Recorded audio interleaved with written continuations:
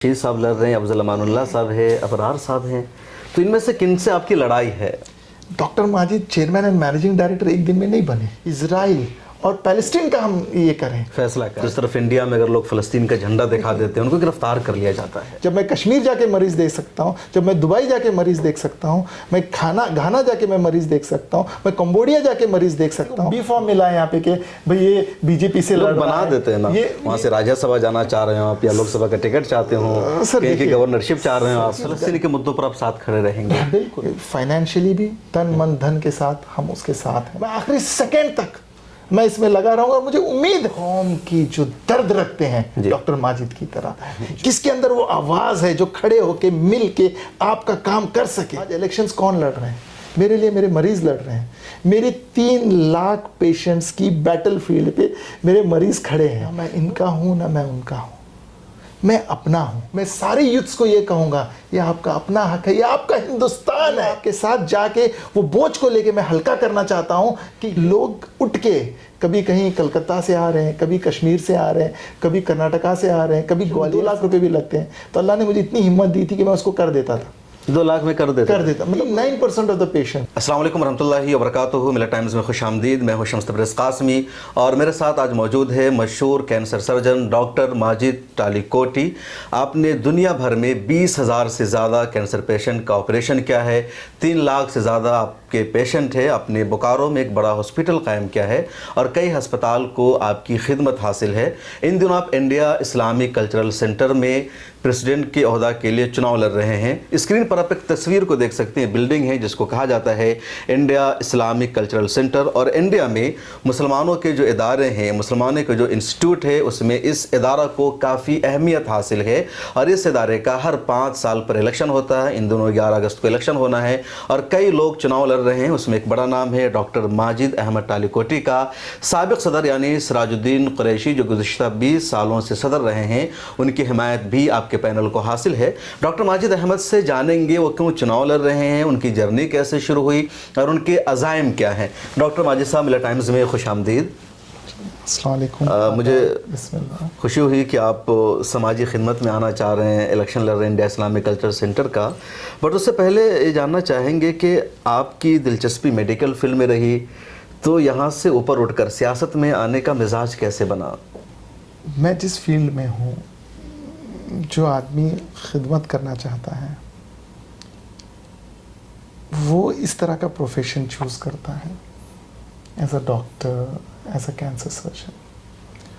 और जब आपको इसका नशा लग जाता है लोगों की खिदमत करने का, और उसके बाद जो है जो आपके दिल को सुकून मिलता है वो इज़ बियॉन्ड इमेजिनेशन। और जैसे आपने मेरे बारे में बताया, और इंडिया इस्लामिक कल्चर सेंटर जी, मैं इसको एक खिदमत का इदारा उस तौर से देखता हूँ, बिकॉज़ बहुत सारे लोग इसमें होंगे जो अपॉर्चुनिस्टिक हैं, कुछ ओहदा या पोस्ट के लिए वहाँ पे जा रहे होंगे, या कोई बिज़नेस के लिए जा रहा होगा, कोई अपनी पॉलिटिकल कैरियर को वापस क़ायम करने के लिए जा रहा होगा, या कोई अपने रिटायरमेंट को जो है थोड़ा सा व्हाटएवर इज़ द रीज़न, अपने तमाम मुखालिफिन उम्मीदवार का आपने जिक्र कर दिया इशारों में। और मैं जो हूँ, देखो यहाँ पे भी मैं सर्विस कर रहा हूँ और अल्लाह ने मौका दिया तो वहाँ पे भी मैं सर्विस करूँगा। जैसे आप देख रहे हैं मेरे जो फजर के बाद जो मेरा टाइम शुरू होता है। क्या जर्नी आपके दिन का मामूल क्या होता है? जर्नी क्या है आपकी? आप इतने बड़े मेडिकल सर्जन हैं कैंसर के, इतने सारे पेशेंट का, तो कैसे, मैं चाहूँगा ज़रा सा जो बिगनिंग है आपकी, जो शुरुआत है उसका तज़किरा कीजिए। जो मेरी ज़िंदगी का हलचल कैसे होता है। जी, अल्लाह का शुक्र है, कई बार तो मेरी सुबह 4-5 बजे होती है, नमाज के साथ शुरू होती है, और उसके बाद जो है अगर वक्त मिलता है तो थोड़ा सा वॉक करता हूँ। और वॉक जब करता हूँ मैं, अगर समझे कि मैं आधा घंटा 1 घंटा वॉक कर रहा हूँ, तो मेरे फ़ोन पे कम से कम एक 250-300 मरीज़ों के रिपोर्ट्स होते हैं जो पूरी दुनिया से आए होते हैं, ठीक है, सऊदी से, यूके से, मदीने से, या कोई कस्बे से, या हिंदुस्तान के कोई कोने। तो आपका नंबर पेशेंट के पास होता है क्या? अनेक के पास है। अगर आप जाएंगे, मुझे ढूंढना उतना मुश्किल काम नहीं है। जो बंदा सर्विस में होता है उसका नंबर तो हर जगह अवेलेबल। आप चेयरमैन भी हैं एक हॉस्पिटल के जो बोकारो में आपने बनाया मेडिकेन। जी जी जी। तो देखिए, और जाहिर सी बात है वहाँ भी मैंने खिदमत की तरह गया हूँ। जैसे कोविड का टाइम आया, तो कोविड में आपने देखा कि हम लोगों ने बहुत सारे जाने खो बैठे, हमारे बड़े, हमारे बच्चे। एक पता नहीं एक सुनामी सी आई और पूरे दुनिया में कई सारों को जो अपने थे, जिनके बारे में हमने बहुत बड़े बड़े सपने देखे थे कि हम ऐसा करेंगे वैसा करेंगे, वो हमें छोड़ के चले गए। तो तब मेरे जहन में ये बात आई कि कई जगह ऐसे थे, कई स्टेट्स ऐसे थे जहाँ से लोग मरने के बाद रिपोर्ट भी नहीं किया गया। तो मुझे लगा कि जो ऐसा इलाका जैसे बोकारो है, जहाँ से मेरा कोई लेना देना नहीं दूर दूर तक, ना मेरी वाइफ वहाँ से है, ना मेरे बच्चों ने उस जगह को देखा है। आप बेंगलोर से आते हैं? मैं कर्नाटका से आता हूँ, मेरी वाइफ कश्मीर से है, मैं सेटल दिल्ली में हूँ। तो इसलिए ये भी रहा कि मैं कश्मीर में भी मरीज़ देखता हूँ, कर्नाटका में भी मरीज़ देखता हूँ, दिल्ली में भी मरीज़ देखता हूँ। तो एक दिन हमेशा मंथ में एक बार मैं अपने माँ बाप से मिलने जाता हूँ। जब जाता हूँ वहाँ भी मैं इलाज करता हूँ। तो उस हिसाब से मैंने ये देखा कि कौन सा ऐसा इलाका है हिंदुस्तान में जहाँ पे हॉस्पिटल की ज़रूरत है और जहाँ पे जो सर्विस दे सके। तो मैंने देखा कि ईस्टर्न पार्ट ऑफ इंडिया में अगर मैं बोकारो में डालता हूँ तो वहाँ से छत्तीसगढ़, वेस्ट बंगाल, उड़ीसा, आपका बिहार और इन सारे एरियाज़ को मैं कैटर कर सकता हूँ। और वहाँ की जो बोकारो से लगभग 200 किलोमीटर की दूरी में ये सारे एरियाज़ हैं। और क्योंकि मेरे पेशेंट इंटरनेशनल भी होते हैं तो वहाँ पे कलकत्ता में एम्बेसीज भी हैं और ये भी है। तो मुझे लगा कि I can do a better. Bokaro perfect area है जी। और चाहता तो मैं एक 100 बेड का हॉस्पिटल बनाऊं, लेकिन जो मेरे साथ जो मेरे अदर पार्टनर्स हैं उनसे हमने जब बात की तो मैंने पहले ये बोला कि भाई आप सब लोग पैसा इकट्ठा करो, मुझे 100 बेड का हॉस्पिटल बनाना है। और आज वो देख के खुश होते हैं कि वो 600 बेड का बन रहा है। 600 बेड का हॉस्पिटल? जी। उसमें से जो है आप फैसिलिटीज़ की बात करें क्या है? तो हाँ, उसमें जैसे कि अगर हम एंट्री करते हैं जी। तो बेसमेंट में जाते हैं तो बेसमेंट में हमारे 3 डिपार्टमेंट्स हैं।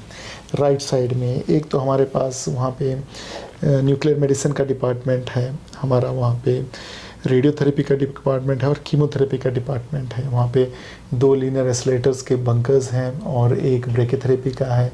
और आपको पेट मिलेगा, स्पेक्ट मिलेगा और जो फैसिलिटीज़ आप वहाँ नहीं पाओगे उस हॉस्पिटल में पाओगे। और थोड़ा इधर आते हो तो डे केयर कीमोथेरेपी है और उसके साथ साथ अगर हम साइड में जाते हो तो लैब है जो कि वन ऑफ द बेस्ट। और फिर हमारे पास जो है ब्लड बैंक है और फिजियोथेरेपी डिपार्टमेंट है, मॉर्चरी है, सिक्योरिटी। तो इस तरह से जैसे आप ग्राउंड फ्लोर पे आते हो 2 जगह से उसकी एंट्री, एक इमरजेंसी है। जैसे आप अंदर आते हो तो लगभग 11 बेड का हमारा जो है ट्रॉमा सेंटर है और एक ओटी है, ट्रॉमा ओटी है। और फिर उसके अलावा जो है ट्राइज एरिया है और वो सारे फैसिलिटी स्टेट ऑफ आर्ट है। और उनके लिए वहीं थोड़ा आगे जाओगे तो सीटी है, एमआरआई है, अल्ट्रासाउंड है, एक्सरे है और वो सारे फैसिलिटीज़ हमने रखे हैं। और उधर से अगर आप मेन एंट्री से आते हो, जैसे आप अंदर आते हो तो बहुत बड़ा सा अच्छा लगेगा आपको, क्योंकि आप भी बिहार से हो इसलिए मैं आपको ज़्यादा बता रहा हूँ मुझे। हाँ, ताकि आप भी कई मरीज़ों को वहाँ से फैज़ दे सकें और कई जाने हम लोग मिल के बिल्कुल बता सकें। और वरना आपका इंटरेस्ट है, मेरा तो फिर मैं शायद नहीं बताता आपको। शुक्रिया। और फिर उसके बाद जैसे हम लोग 30 ओपीडीज़ हैं और फिर अपना कैफेटेरिया है, एटीएम्स है, फार्मेसी है। और अपने जैसे आप फर्स्ट फ्लोर पे जाओगे तो वहाँ पे जो है अपना पूरा आईसीयू एरिया है, लगभग 70 बेड्स का आईसीयू वहाँ पे है।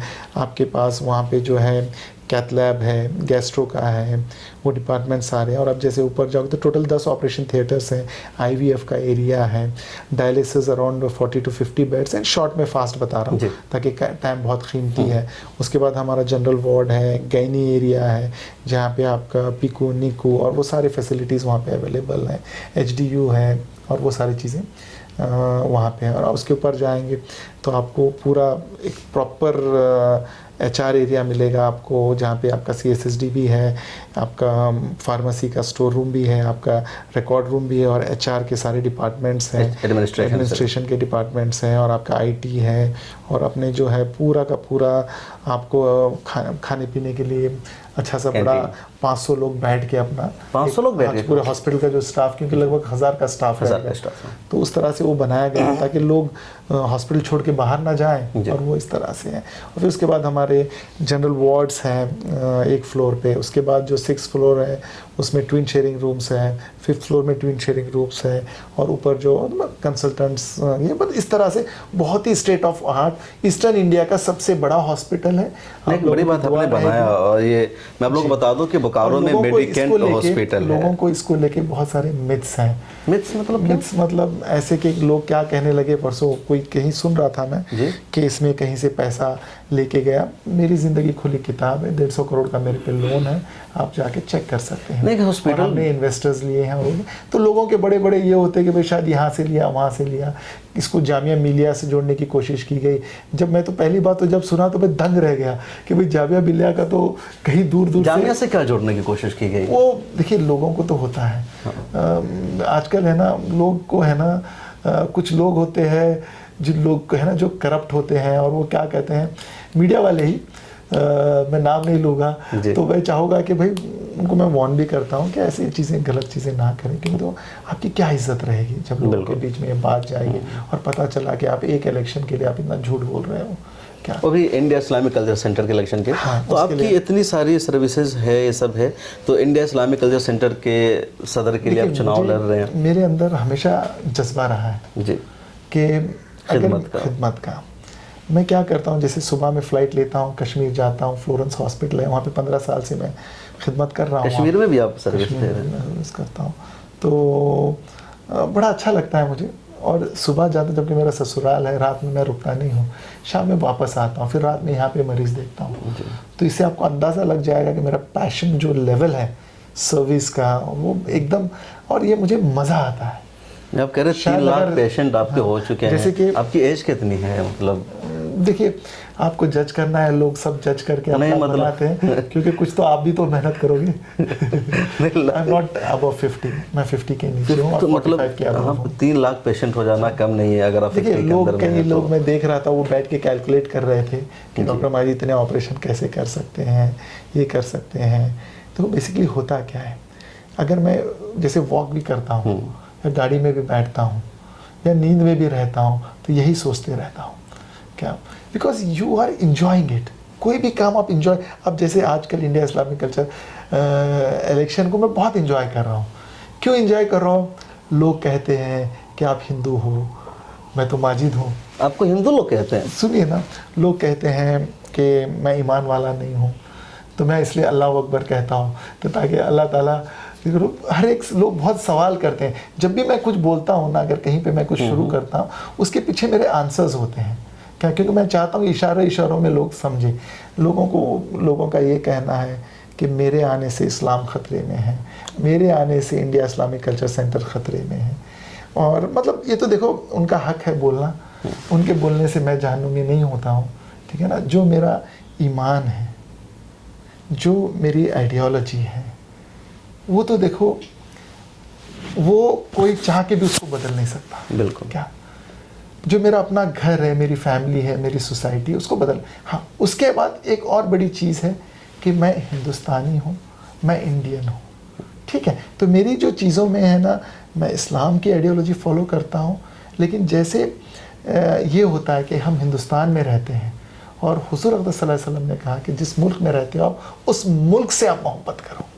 तो इसलिए हमेशा मेरा अगर नारा ये है, नारे तकबीर अल्लाह अकबर, तो मेरा नारा ये भी है, क्या है बताइए, सारे जहाँ से अच्छा हिंदुस्तान। हिंदुस्तान। तो सारे लोग जो आप इस तरह के इल्ज़ाम लगा रहे हैं उसकी वजह क्या है? क्या बीजेपी के लोगों से आपके ताल्लुकात हैं, या आपने हॉस्पिटल बनाया? काम करने वालों को कहीं ना कहीं एक अच्छा रिश्ता बना के रखना पड़ता है। ये सब वजह है क्या जो आप पर इस तरह के इल्ज़ाम लगाए जा रहे हैं? इसमें एक चीज़ तो ज़रूर है कि अगर 5 लोग लाइन में हैं, उसमें से कोई एक यंग है, एनर्जेटिक है, दूसरे जो है उनके बारे में मैं नहीं कहूँगा, आप खुद समझिए। एक इंक्लूसिवनेस है। मैं कहता हूँ कि भाई आप आए, ईद के दिन मेरे घर आए और हम ईद गले मिलते हैं, और दिवाली के दिन आप मुझे बुलाएं, मैं आके आपके साथ घर बैठ के मिठाई खाऊं। मैं अगर ये कहता हूँ कि जो कम से कम 20 करोड़ की जो आबादी है मेरी अपनी कौम की, उसको मैं ख़तए ये चीज़ नहीं बर्दाश्त कर सकता कि मुझे आइसोलेट किया जाए। अगर मुझे आप अकेला करोगे और मेरी कौम को किनारा करोगे, या मेरे पे आप जुल्म करोगे, क्या अगर ऐसा तो नहीं है कि आज हो सकता है 10-11 साल से कोई हुकूमत और आई है, लेकिन 70 साल पहले भी हुकूमत थी, मैं भी, ये मेरा अपना मुल्क तब भी था, आज भी है, और आगे कोई नई हुकूमत आएगी तब भी मेरा रहेगा। बेशक। आप टेम्परवरी हो, जो भी हुक्मरान हो, आप आओगे जाओगे, लेकिन मेरा जो हिंदुस्तानी होना वो हमेशा परमानेंट रहेगा। ये जो लोग ऐसे स्टेटमेंट्स दे के हमें जो आइसोलेट किया जाता है, जैसे अब इस इलेक्शन में उन्होंने क्या किया है, सारे 6 लोग एक हो गए हैं, वो मेरे अपने हैं। आप मेरा नेचर बाद में समझेंगे इंशाल्लाह। मैं इनसे कभी ये कदम आगे नहीं जाऊंगा। मुझे इनसे मोहब्बत है, मुझे इनसे सीखना है, इनके साथ रह के काम करना है। लेकिन अब अगर मैं ये चीज़ नहीं कहूँगा तो ये गलत होगा। मतलब वो सब आपको बीजेपी और आरएसएस से जोड़ रहे हैं? देखिए, आप मुझे किसी चीज़ से भी जोड़ रहे हो क्या, लेकिन आप क्यों जोड़ रहे हो? आप इसलिए जोड़ रहे हो, कहीं ना कहीं आपको लग रहा है कि हम 6 लोग मिलके अगर किसी से ख़तरा है, ख़तरा इस्लाम को नहीं है, ख़तरा इंडिया इस्लामिक कल्चर सेंटर को नहीं है, ख़तरा डॉक्टर माजिद को नहीं है, ख़तरा आपको है, आपकी आइडेंटिटी को है, आपके जो करतूते हैं उसको है। अगर आप एक तरफ मुझे बोलते हो कि मैं ऐसा हूँ, वैसा हूँ, ये हूँ, मैं उनसे एक बात कहूँगा, एक ऐसा स्टेटमेंट आप मुझे दिखाइए, या एक ऐसा कोई काम दिखाइए जो ये दिखाता हो कि मैं ईमान वाला नहीं हूँ, या मैं 5 वक्त की नमाज नहीं पढ़ता हूँ, या मैं खुदा को नहीं मानता हूँ, या जो भी मैं करता हूँ अपने कौम के लिए करता हूँ, क्योंकि मेरा ये मानना है। आपकी सोच अलग हो सकती है, आज आप पावर में नहीं हो, इसलिए आप क्या चाह रहे हो, जो मेरी कम्युनिटी है 20 करोड़ लोगों की, आप चाहते कि वो पावर में ना रहे।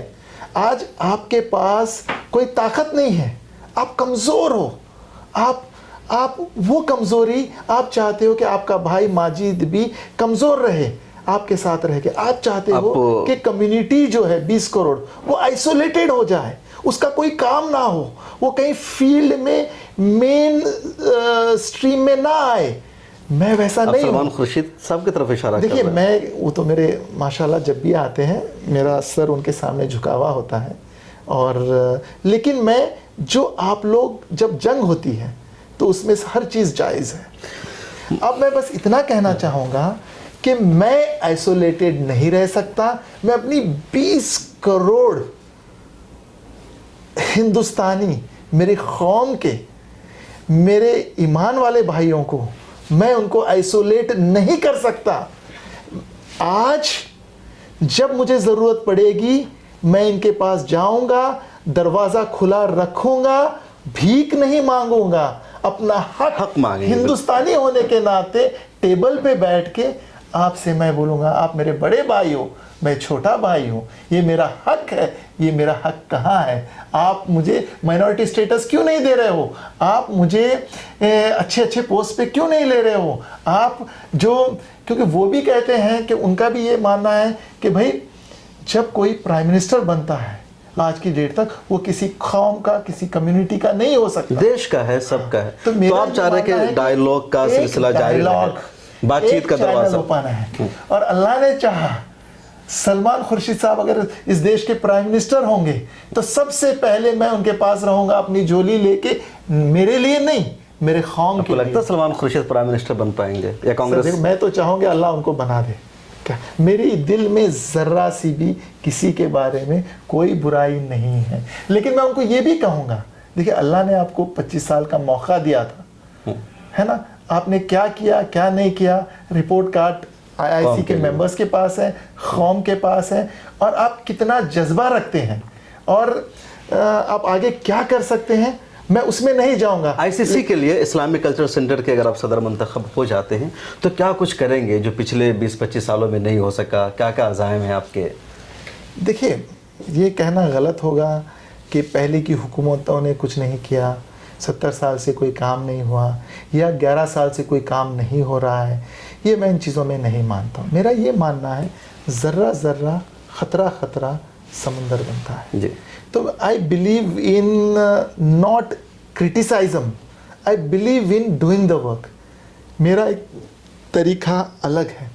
जो आपका ये था एक क्वेश्चन शुरू में, मैं ज़िंदगी और मौत के साथ डील करता हूँ, मुझे ज़िंदगी की अहमियत है।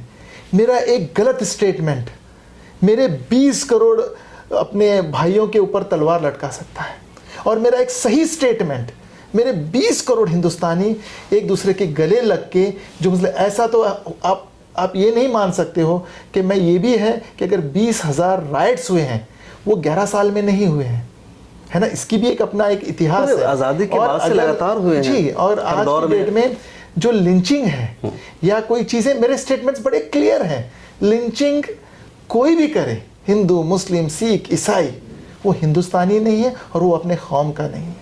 ये मेरा क्लियर स्टेटमेंट है, ये नहीं होना चाहिए। अगर आप, मेरा हमेशा ये रहेगा उसके हक के लिए लड़ा जाएगा, उसके लिए रहा जाए और देखा जाएगा कि भाईचारा बढ़े और इस तरह के लिंचिंग विंचिंग चीज़ें हो ही ना। इन सब मुद्दों पर आप बातचीत करेंगे सरकार से? जी, आवाज़ बन के खड़े रहेंगे। देखिए, मेरा मानना है, मेरा एक स्टेटमेंट मैं आपको बड़ा क्लियर करूं, क्योंकि आपने भी बीच में घुसाने की कोशिश की है, तो मेरे भाई मैं आपको ये कहूँगा, मैं कोई पॉलिटिकल पार्टी की आइडियोलॉजी को फॉलो नहीं करता हूँ। और आप जाके देखेंगे तो मैंने आज तक कभी किसी को, जब भी मैंने कहा ये अच्छा है, ये अच्छा कर सकते हैं आप इनके साथ, वो फैसला आपके हाथ में। क्या मैं कभी आपको कभी ये नहीं मिलेगा तो करेंगे पॉलिटिक्स आपका कोई ताल्लुक नहीं रहा। और इंडिया इस्लामिक कल्चर सेंटर में अगर मैं आता हूँ, जो आपका एक जवाब था वो ये है कि मेरा ईमान वही रहेगा, मेरी आइडियोलॉजी वही रहेगी। क्या जो इंडिया इस्लामिक कल्चर सेंटर की आइडियोलॉजी है, फॉर पीस, सेंटर की आइडियोलॉजी क्या है? बस अगर आप सेंटर के एम्स एंड ऑब्जेक्टिव्स में जाएंगे तो इसका है कि it's a centre of peace, it is a centre for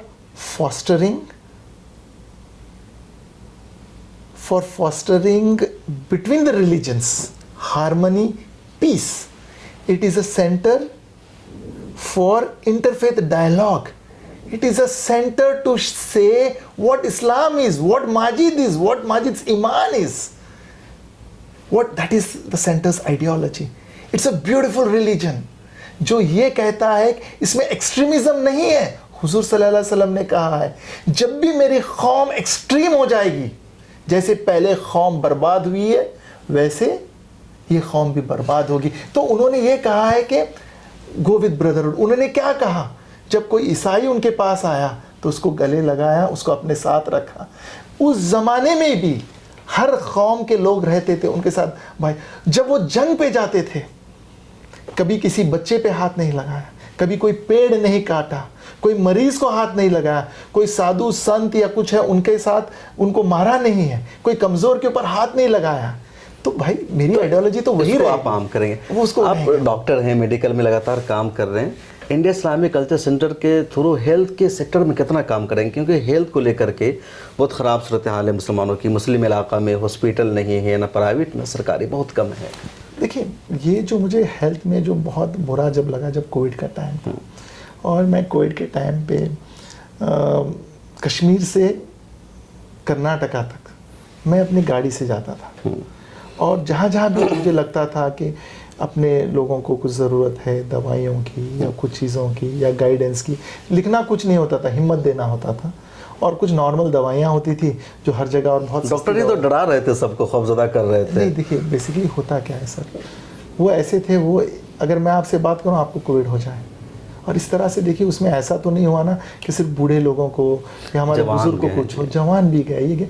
देखो वो वैल्यू है, वी हैव लॉस्ट, जो हमने है ना अल्लाह ताला की तरफ से क्या लोगों को बहुत हमने, और मैं नहीं चाहता कि उस तरह का चीज़ आगे हो। और उसी तरह से मैं नहीं चाहता, मैं चाहता हूँ कि देखो जो इंडिया इस्लामिक कल्चर सेंटर के जो मेंबरान हैं, कई लोग इसमें ऐसे हैं जो उनमें उनके मेडिकल कॉलेजेस हैं, उनके इंस्टीट्यूशंस हैं, मैं चाहूँगा कि हम लोग हेल्थ केयर को डेवलप करें। अगर मैं एक सेंटेंस में आपको बताऊं मेरा हेल्थ केयर प्लान क्या है, तो मेरा हेल्थ केयर प्लान ये है कि let me make India Islamic global hospital. यहाँ पे हर एक का इलाज होगा, पूरे दुनिया से लोग आएंगे, और ये एक ज़रिया भी बनेगा जिससे इंडिया इस्लामिक कल्चर सेंटर को एक पैसे भी आए और फाइनेंशियली स्ट्रांग बनाएं, और इससे हम इस तरह के बहुत सारे चीज़ें दुनिया के लिए, हेल्थ के लिए, एजुकेशन के लिए हम लोग कुछ कर सकें उसके लिए। इंडिया इस्लामिक कल्चर सेंटर को सिराजुद्दीन कुरैशी के नाम से जाना जाता है। 20 साल वो सदर रहे हैं। इस मरतबा उन्होंने अपने पैनल का सदर का उम्मीदवार आपको बनाया, अपने बेटा को नहीं बनाया, वो खुद बीओटी का चुनाव लड़ रहे। तो सिराजुद्दीन कुरैशी से इतने अच्छे रिश्ते कब से हैं आपके, कैसे कायम हुए, और उन्होंने किसी और पर ट्रस्ट और भरोसा करने के बजाय आप पर भरोसा किया, जबकि पिछली कमेटी में या इससे पहले मुझे नहीं लगता कि कभी आप बीओटी के मेंबर रहे हैं। तो कैसे इतना अच्छा रिश्ता है उनसे, कब हुआ? देखिए जो भी चीज़ें, आप अगर मेरी लाइफ देखोगे आप, my life has always been an exemplary. जिस फील्ड में मैं जाता हूँ, अगर ज़िंदगी और मौत है, खुदा मेरी मदद करता है, उसको ज़िंदगी मिल जाती है। बेश क्या, और वर्ल्ड का ऐसा कोई हिस्सा नहीं है जहाँ पे मैंने अपने कैपेबल लीडरशिप के लिए, हेल्थ के लिए, अगर आप देखेंगे कम से कम हर महीने में 3 से 4 कैंप्स में करता हूँ कहीं कहीं जाके इंडिया में, और मंथ में 1 से 2 मोटिवेशन टॉक देता हूँ स्कूल के बच्चों में। अगर आप मेरे फेसबुक पे जाएंगे उसमें आपको मिलेगा, छोटे छोटे बच्चे, नर्सरी, फर्स्ट, सेकेंड, गांव देहात। मुझे ये मतलब नहीं, मैं तो चाहता हूँ कि बहाना ढूंढता हूँ कि लोग मुझे बुलाएं और गुफ्तगू करने का एक मौका मिले, मोटिवेट करें, और उनको मैं मोटिवेट करूँ। हमेशा से मेरे कुछ स्टेटमेंट्स बड़े क्लियर हैं। आधी रोटी कम खाओ, अपने बच्चों को पढ़ाओ। जैसे कि तालीम, तहजीब, तरक्की, और एक हाथ में कंप्यूटर, दूसरे हाथ में कुरान, इस तरह के मोटिवेशंस उनको मैं देता हूँ। और मैं एग्जांपल देता हूँ कि देखो मैं गांव से था, मेरे वहाँ पे इंग्लिश मीडियम स्कूल नहीं था, ठीक है, वहाँ पे जो बहुत सारे ये थी, बट मेरे फादर ने अज़म लिया कि मैं मेरे अपने बच्चे को पढ़ाऊँगा।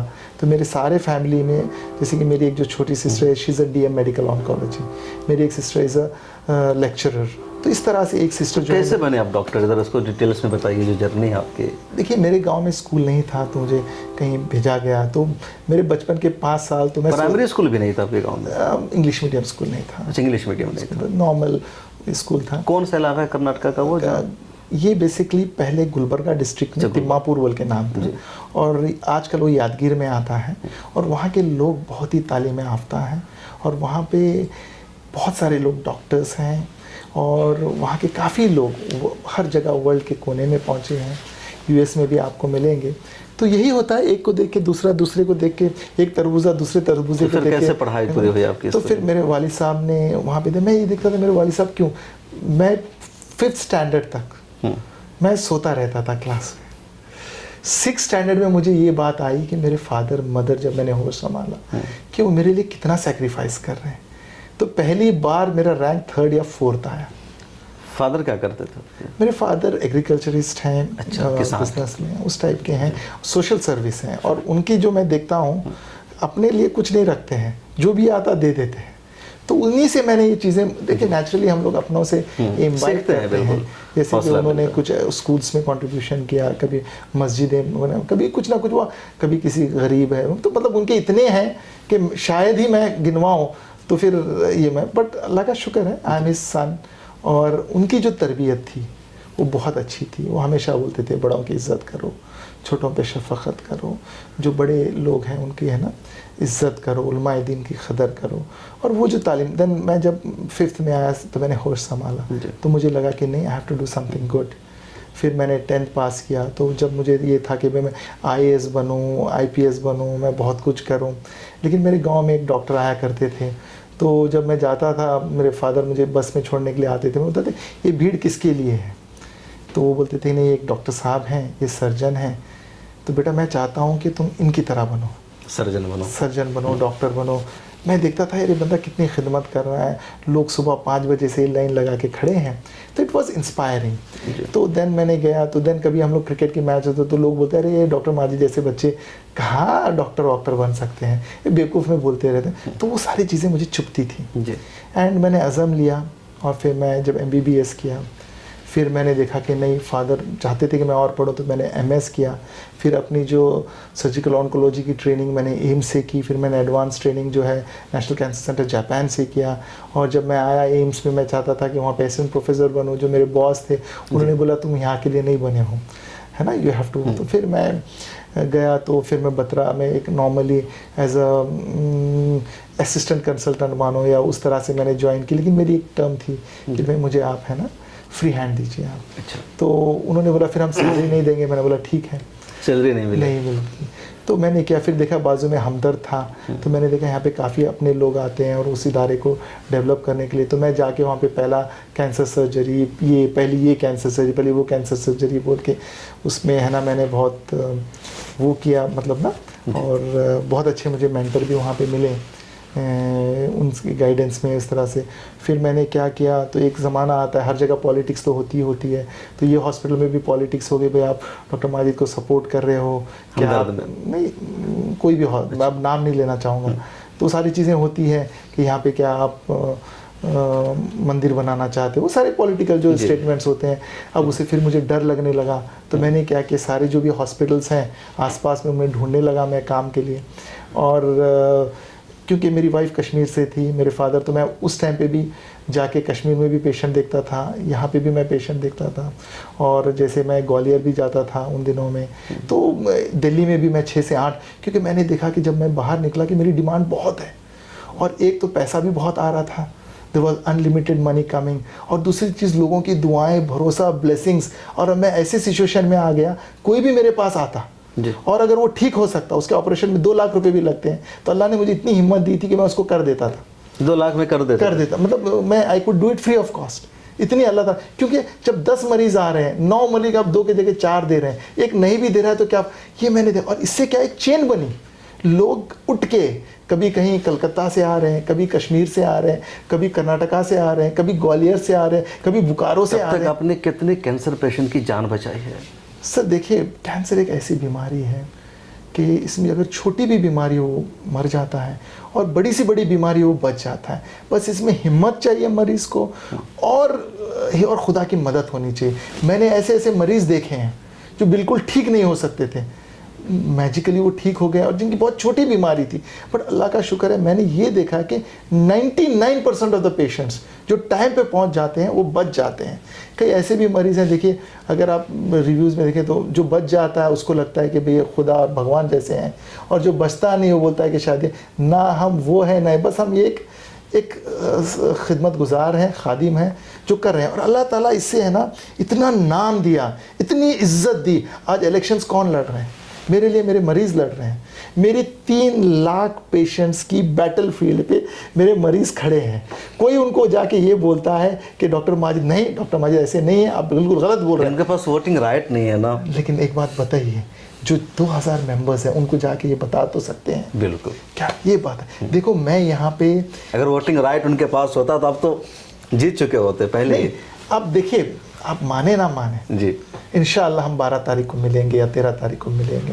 आप देखेंगे, मुझे खुदा के ज़ात से उम्मीद है, आज तक जहाँ मैंने हाथ डाला है वहाँ कामयाबी नहीं।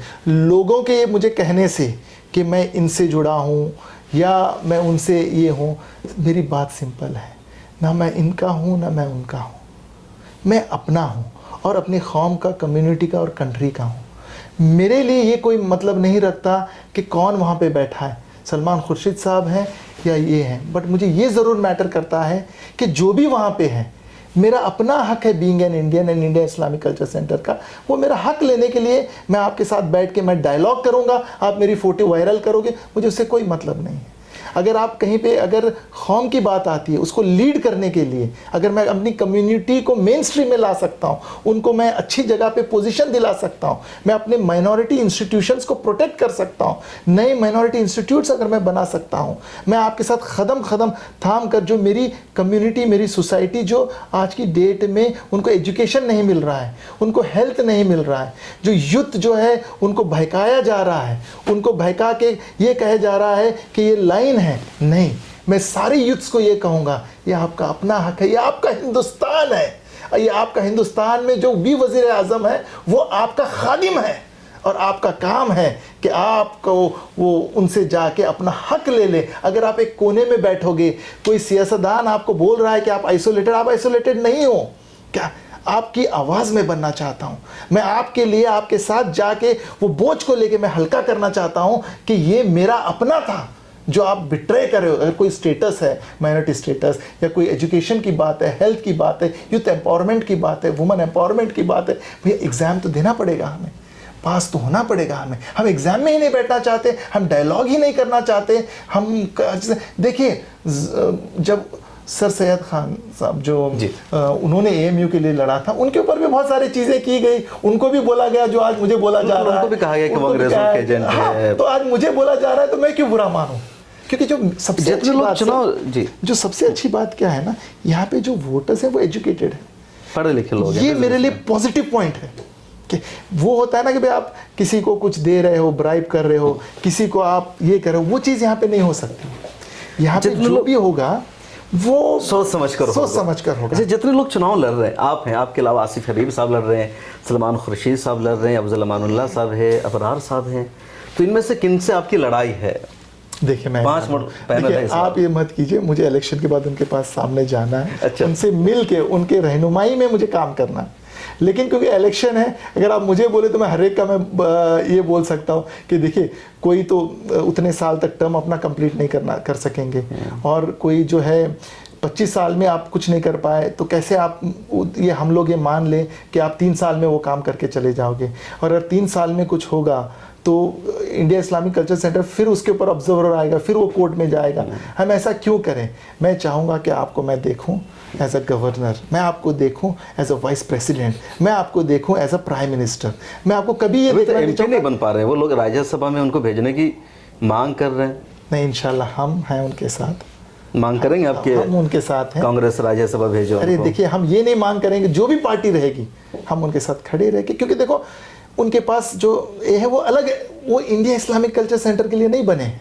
क्या, जाहिर सी बात है, बुरा नहीं मानना है, जो जिसका वैल्यू होता है वो वहाँ रहना चाहिए।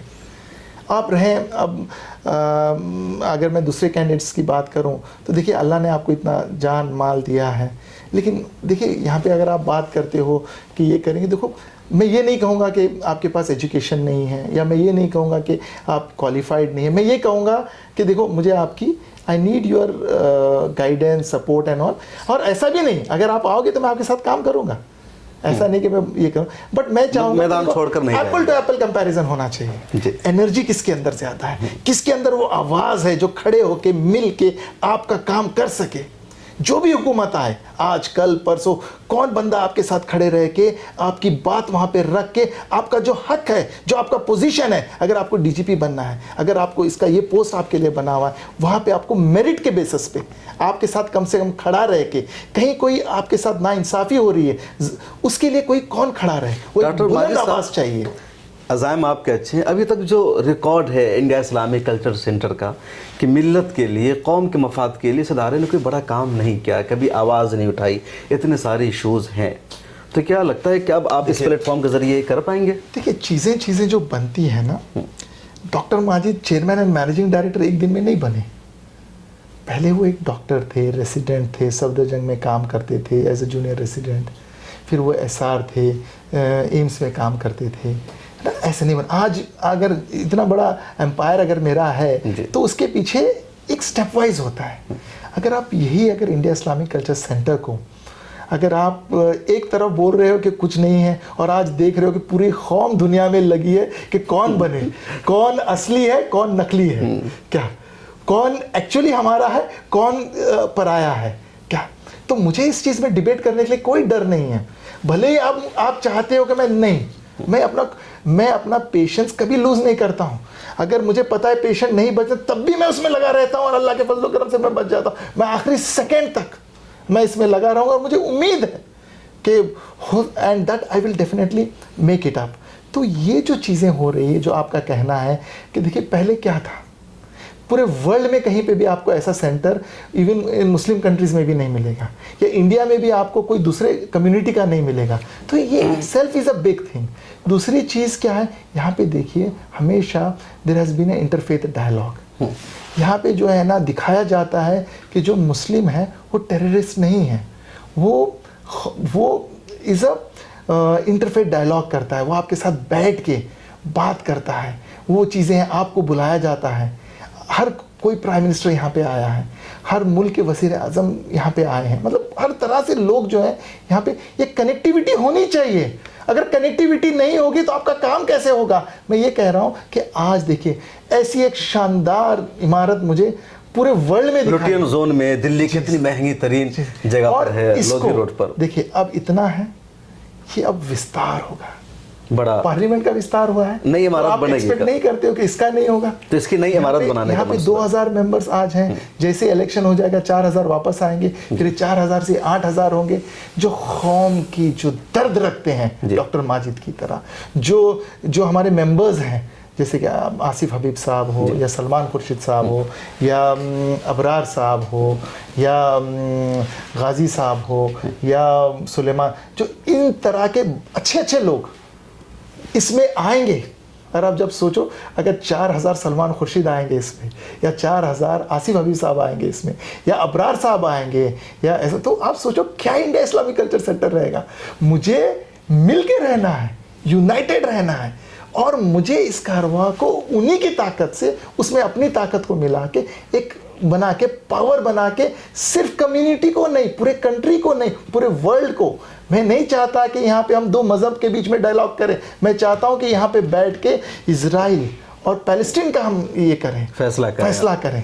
मैं वो ताकत चाहता हूँ। देखिए आप मुझे सोचने से रोक नहीं सकते। इजराइल फ़लस्तीन की आपने बात छेड़ी है, तो इंडिया का जो रवैया रहा, मतलब एक तरफ इंडिया फ़लस्तीन के साथ भी खड़ा है, दूसरी तरफ इंडिया में अगर लोग फ़लस्तीन का झंडा दिखा देते हैं उनको गिरफ्तार कर लिया जाता है। नहीं, देखिए मैं बात बता रहा हूँ कि चीज़ें क्या होती है। देखो हमें कोई चीज़ जब इस तरह की होती है, देखो मैं अपनों के साथ हूँ, और गवर्नमेंट के जब भी मसला आएगा इस्लाम का और इसका, तो मैं इस्लाम के साथ खड़ा मिलूंगा। मैं आपको ये कहना, जो चीज़ फ़लस्तीन के मुद्दों पर आप साथ खड़े रहेंगे? बिल्कुल साथ खड़े रहेंगे। उसके लिए फाइनेंशियली भी, तन मन धन के साथ हम उसके साथ हैं, ना कि वही मसला हर इदारे के मसले पे हम रहेंगे। सर मेरा तो मानना ये है कि अगर हम में से किसी की भी तबीयत ख़राब होती है तो उसका दर्द मुझे होना चाहिए, मैं घर जाऊं और उनका इलाज करूं।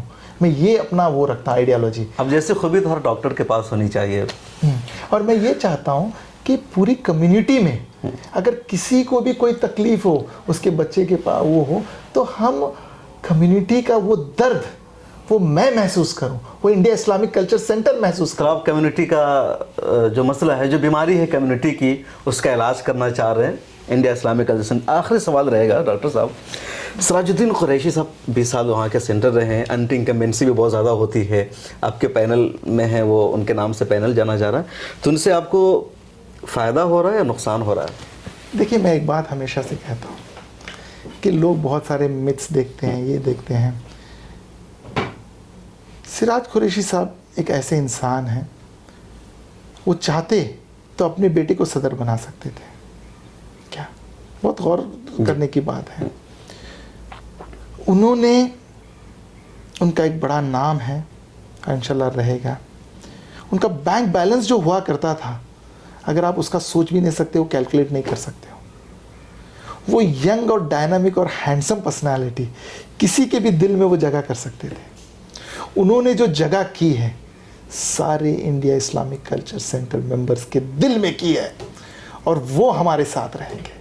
देखो ज़रूरी नहीं होता, देखो आदमी 100 काम करता है तो 1-2 गलती तो मुझसे भी होगी। आप सिर्फ इतना बड़ा बयान लिए हो सकता है मेरे से बोलने में 1-2 वर्ड, बट मैं दिल से वो नहीं हूँ।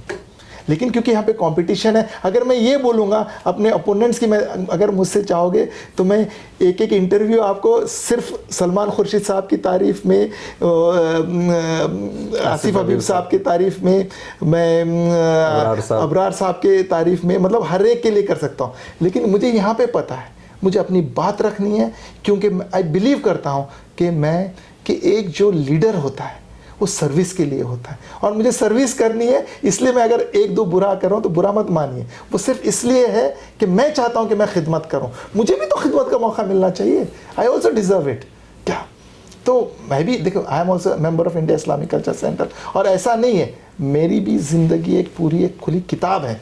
मैंने अपनी पूरी ज़िंदगी कौम के लिए, कम्युनिटी के लिए, अपने पेशेंट्स के लिए लगाई, और इंशाअल्लाह जो मज़ा और उसका नशा है जो मेरे अंदर है वो मैं करना चाहता हूँ। मेरे लिए लोग टाइम की बात करते हैं, बिलीव मी, मेरे पास जब मैं हिंदुस्तान के हर कोने जा सकता हूँ, ये तो इंडिया इस्लामिक कल्चर सेंटर मेरे 2 किलोमीटर की दूरी पे है, तो I don't think so that should be a problem. जब मैं कश्मीर जाके मरीज़ देख सकता हूँ, जब मैं दुबई जाके मरीज़ देख सकता हूँ, मैं घाना जाके मैं मरीज़ देख सकता हूँ, मैं कंबोडिया जाके मरीज़ देख सकता हूँ, बाहर भी जाते हैं पेशेंट हाँ, देखने। हाँ, क्यों नहीं? देखो वहाँ का हेल्थ केयर जहाँ जैसे घाना का बोला, कंबोडिया बोला, हेल्थ केयर बहुत वीक है। अगर कुछ कहने से, एडवाइस करने से कहीं इंप्रूवमेंट होता है तो क्या। और अगर इंडिया इस्लामिक कल्चर सेंटर एक नए इस पे जाएगा, रूज पे जाएगा क्या, तो मुझे कोई प्रॉब्लम नहीं। देखो मेरे साथ एक चीज़ आपको पॉजिटिविटी मिलेगी, I am connected to everyone. मैं कोई भी पॉलिटिकल पार्टी के घर जा सकता हूँ, क्योंकि मैं एज अ डॉक्टर जाता आया हूँ, मैं एज अ डॉक्टर जाते आया हूँ। ज़रूरी नहीं मैं आपको मैं बोलूँ कि मैं उनके घर जाके मैं इलाज करता हूँ, लेकिन मैं करता आया हूँ। क्योंकि देखो मैं जब जाता हूँ तो मैं कोई इससे नहीं जाता हूँ, I go there as a doctor to serve. मुझे पता है तो पॉलिटिकल आइडियोलॉजी लेकर नहीं जाते। तो और एक बात मैं इस फोरम से क्लियर भी करना चाह रहा हूँ कि जो लोगों को ये होगा, तो मैं जो यहाँ पे रहूँगा, जो अपनी आइडियोलॉजी है, इंडिया इस्लामिक कल्चर की आइडियोलॉजी है, कोई पॉलिटिकल आइडियोलॉजी नहीं आएगी। अगर आप किसी पॉलिटिकल पार्टी का इन्फ्लुएंस नहीं बढ़ेगा, क्यों रहेगा बताओ। ये इदारा थोड़ी पॉलिटिकल है कि कोई किसी को बी फॉर्म मिला है यहाँ पे कि भाई ये बीजेपी से लड़ रहा है, देते हैं ना। ये कोई कांग्रेस से लड़ रहा है, या कोई ये इससे लड़ रहा है, तो यहाँ पे कोई कुछ लड़ नहीं रहा। ये सब हम भाई हैं, एक घर की लड़ाई है, हम बाहर वाले को क्यों इन्वॉल्व नहीं। कहीं आपका इरादा हो यहाँ सदर बन जाए, उसके बाद किसी पॉलिटिकल पार्टी में इन्फ्लुएंस बढ़ाना है, वहाँ से राज्यसभा जाना चाह रहे हो आप, या लोकसभा का टिकट चाहते हो, कहीं की गवर्नरशिप चाह रहे हो आप। सुनिए, ये सब करने के लिए ना आदमी अल्टीमेटली करता है एक पावर के लिए जी। आपको पता है कैंसर सर्जन का क्या पावर होता है? आदमी जब मेरे सामने आके खड़ा होता है उसको मौत नजर आती होती है, और जब वो ठीक करके जाता है तो मैं गवर्नर को भी ठीक कर रहा हूँ, मैं प्राइम मिनिस्टर को भी ठीक कर रहा हूँ, मैं एक गरीब को भी ठीक कर रहा हूँ। आप बताओ, मुझे वहाँ जाने की ज़रूरत नहीं, उनको मेरे पास आना है। ये इतना अच्छा प्रोफेशन को मैं ये करके अगर मैं यहाँ आ रहा हूँ तो दैट इज़ टू सर्व। और मैं चाहता हूं कि जो मेरी कनेक्टिविटी है, जो मेरी पॉजिटिविटी है, जो मेरी अंदर जो एक ये खिदमत का जो मेरे अंदर जो जज्बा है, वो मैं ये करना चाह रहा हूं। देखिए आपको तो पता है राज्यसभा बनना उतना मुश्किल काम है नहीं, और हो सकता है कि कल के दिन मैं बन भी जाऊंगा तो आप मुझसे सवाल भी करोगे, लेकिन उसके लिए मुझे ये ज़रूरत नहीं है। आप समझ रहे हो? I don't need to go through this channel, क्योंकि जितना नाम मेरा है, जितना ये है, वो लोगों को बहुत, देखो हमेशा एप्पल टू एप्पल दिया जाता है जी। अगर आपका कैंडिडेट स्ट्रांग नहीं होता तो ना आप मेरे से इंटरव्यू लेते, ना मैं आपको, क्योंकि आपको भी पता है कि I am the strongest, I am the fittest, I am the most competent, and I am not opportunistic, I am inclusive, I am United. I don't believe in, I believe in taking together everything. I believe in working with every government. I believe in honesty. I believe in sacrifice and giving to the society. क्योंकि see, जब आप जैसे कि कभी भी कुछ करते हो तो जब मेरी कम्युनिटी बढ़ेगी वैसे ही मैं बढ़ूंगा, जब मेरा देश बढ़ेगा तो मेरे भी चीज़ें बढ़ेंगी, मेरी भी हर चीज़ की वैल्यू बढ़ेगी। So this is my way how I think I work and I want to work. तो आप थे डॉक्टर माजिद अहमद टालीकोटी।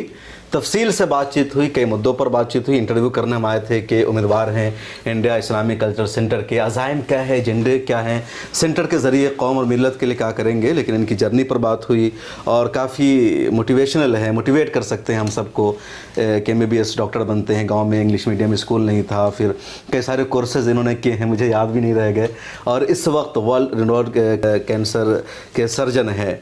दुनिया भर में पेशेंट के इन्होंने इलाज के हर जगह जाते हैं, मोटिवेट कर रहे, लोगों को फ़ायदा पहुंचा रहे। और डॉक्टर जो होता है यकीनन हर कोई उसको अपना भगवान समझता है अगर उनके नज़रिए से देखा जाए। तो इंडिया इस्लामिक कल्चरल सेंटर का चुनाव लड़ रहे हैं, 11 अगस्त को वहाँ वोटिंग होगी। देखना यह है कि डॉक्टर साहब इस चुनाव में कामयाब हो पाते हैं या नहीं, लेकिन जो खिदमत खल्क का जज्बा है वाकई काबिल तारीफ़ है। कैसे लगी आपको बातचीत, कमेंट सेक्शन में ज़रूर लिखेगा। फिर मुलाकात होगी। मिलत टाइम्स को सब्सक्राइब कर लीजिए और सोशल मीडिया पर हमारे साथ जुड़े रहिए। फिर मुलाकात होगी किसी और शख्सियत के साथ।